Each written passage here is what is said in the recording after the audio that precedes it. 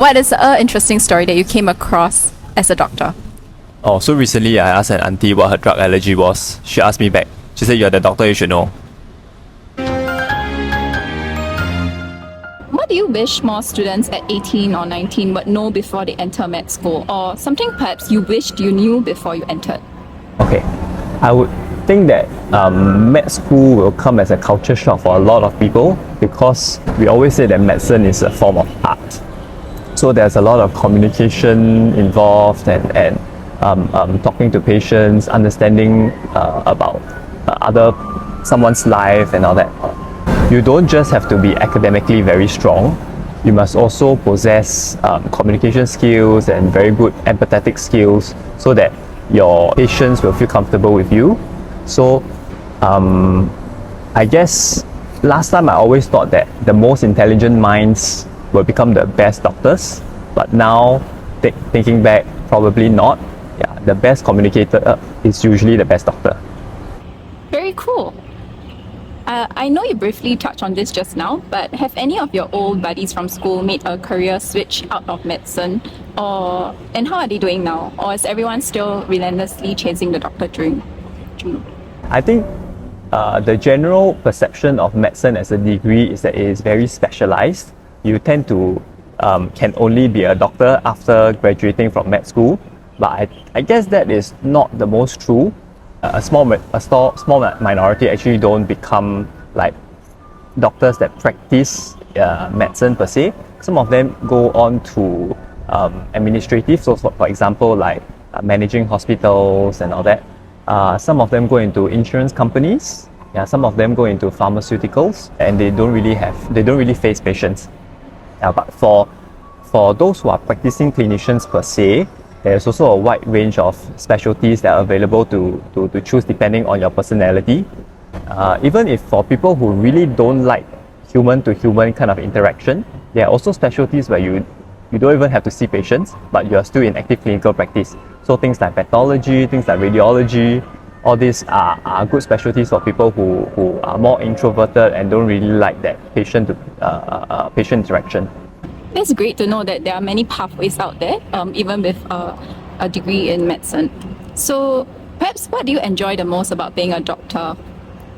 Okay, so first and foremost, I think that I do enjoy the challenge of it being very intellectually stimulating. Every patient comes in to me, because I do work in the A&E per se, every patient comes in to me with a presenting complaint where I have to solve a puzzle to try to find out what they have. That's the first part. And then the second part, I feel it's when patients get well or when they are thankful to you for solving their issues. Yeah. Being a doctor sounds a lot more creative than one would think. What do you dislike the most about being a doctor? Number one, I think being a doctor can be very tough emotionally. I think if you ask every doctor in Singapore, they probably can tell you an experience where a patient didn't do well or even pass away during the course of treatment. It's always sometimes these feelings of guilt that's keeping me awake and keeping me very cautious when I'm doing my practice. Yeah. I see. Like, how do you deal with this emotional guilt? Yeah. So to me, I always tell myself that I've done my best. I always tell myself that if I've done my best, but the patient still doesn't make it, then it is really nothing I can do anymore. But if it is really a mistake I've made, then of course I will have to face the mistake and then apologize to the patient or apologize to their family and hopefully get some kind of closure. So perhaps for people who are trying to go into medicine or get a taste of how medicine is like, are there internships available for tertiary grads to kind of to get a taste of how being a doctor is like? Okay, yes, there are.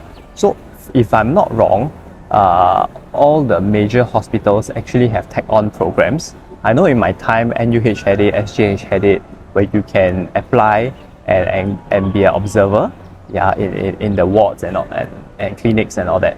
But I think what I did was a little bit more unconventional. I asked my friend's father, who was a GP at that point in time, whether I could sit into his clinic to observe, and that was how I got more and more interested in medicine, and also put that part in my CV to help with my application. Yeah, that's amazing. I think having the chance to really try it out will give a better, clearer idea for tertiary grads before they jump in. So, one question, does studying stop after graduating? No, studying never stops. Medicine is dynamic, and scientific evidence is always changing and improving. So after graduation from med school, if you are going to be in a specialist pathways, there are a lot of exams that are going to go on, and even after you become a full consultant, there's still a lot of articles that you have to read to keep up with newest technology and newest trends in medicine.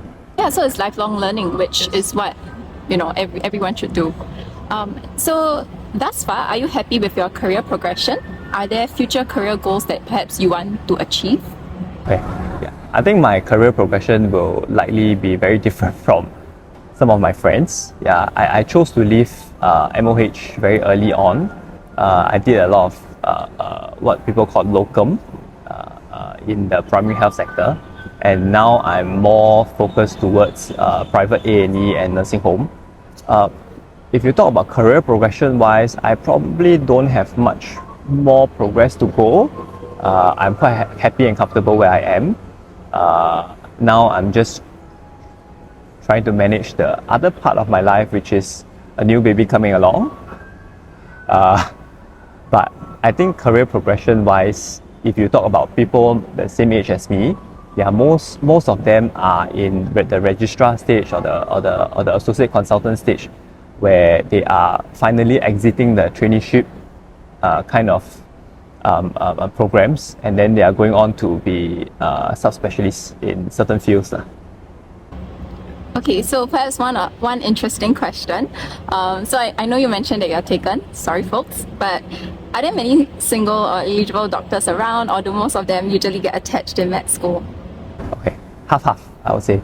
Most 50% or so get attached and then get married after and all that. But there are still a lot of single doctors around. So if you want some context, PM me. Thank you for being a matchmaker.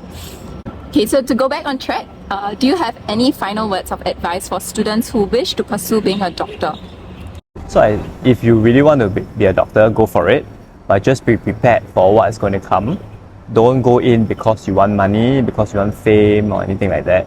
Go in because you really like the subject itself, you really like biology, you like the idea of having new research that comes out to treat new diseases and all that. And also be prepared that you will be seeing a lot of gore stuff. Blood, feces, urine is what we do on a daily basis. That's what I can tell people who want to apply for medicine to expect. Yeah, it's not such a glamorous job. It is glamorous on the outside, but it's hard work, yes. Yeah. Okay, so any other words of advice that Dr. Obvious would want Singaporeans to know? Okay, so change my persona to Dr. Obvious. Okay, so Dr. Obvious is heavily centered on preventive care. So please go to my Instagram or my TikTok account to have a look at what advice there is for many common medical conditions. So I usually cover things that you can prevent. So things like how to prevent noise-induced hearing loss, stop digging your ears, which I'm getting so many hate comments that they dig their ears all their life, but they never had an issue, or how to prevent dementia, or how to manage fever at home before coming to the hospital, and all that. Yeah, so you can go and have a look. Yeah. All right, thank you very much. Thank you. Thank you.